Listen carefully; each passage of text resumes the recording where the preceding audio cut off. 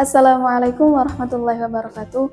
Allahumma salli ala Muhammad salatan taghfiru bihad dunub wa taslihu bihal qulub wa tanqaliqu bihal usub wa talinu bihas su'ud wa ala alihi wa sahbihi wa man ilaihi mansub. Hadirin sobat Serambi Madani yang berbahagia, izinkan saya Farihatul Husnia untuk membagikan sedikit ilmu mengenai ternyata sombong yang sedikit itu bisa merusak pahala ibadah. Sebagaimana yang kita ketahui teman-teman, bahwasanya sombong merupakan watak atau karakter seseorang yang meremehkan orang lain dan enggan mengakui kesalahannya.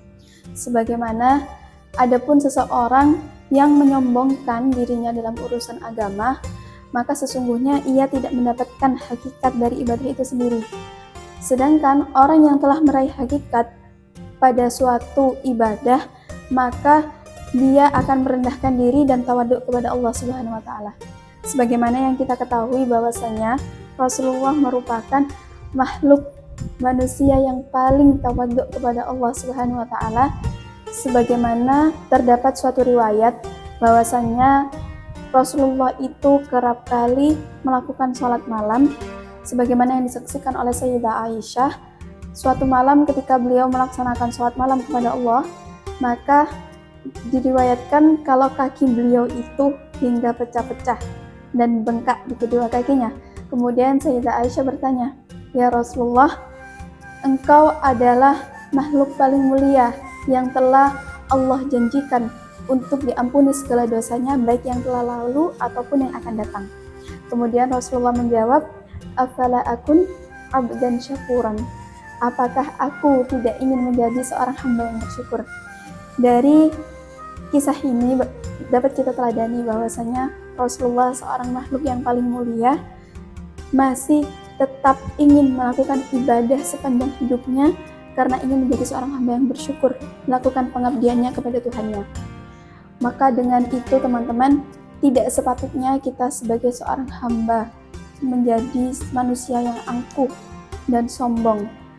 Sebagaimana dikatakan dalam kitab Nasaihul Ibad, al-mukirru bitaksiri abadan mahmudun wal iqraru bitaksiri alamatul qabul, bahwa seseorang yang mengakui kerendahan, kelemahan dirinya maka akan selalu terpuji, dan pengakuan atas kelemahan dirinya merupakan tanda amal kita diterima oleh Allah Subhanahu wa taala.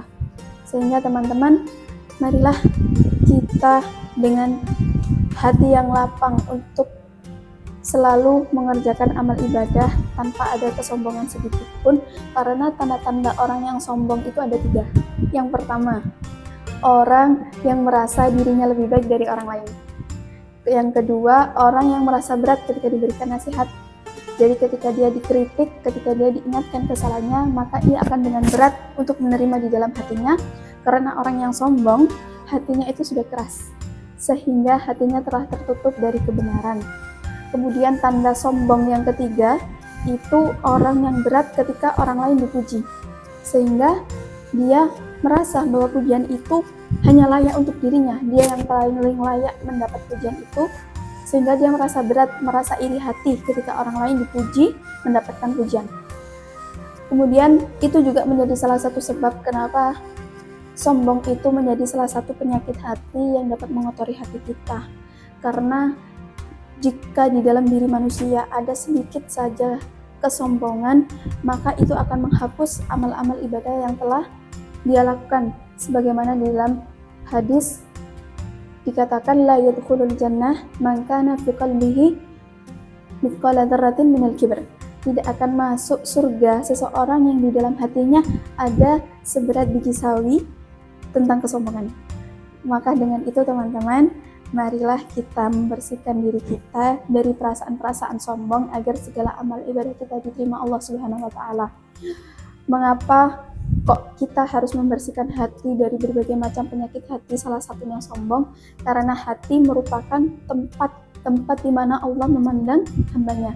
Jika hati kita bersih, maka Allah akan memandang kita sebagai manusia, sebagai hamba yang soleh. Tapi jika sebaliknya, jika hati kita kotor, maka Allah pun akan memandang demikian.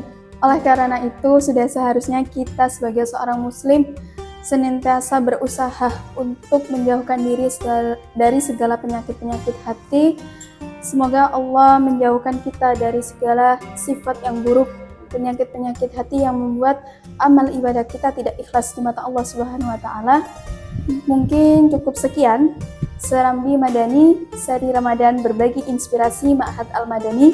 Wassalamualaikum warahmatullahi wabarakatuh.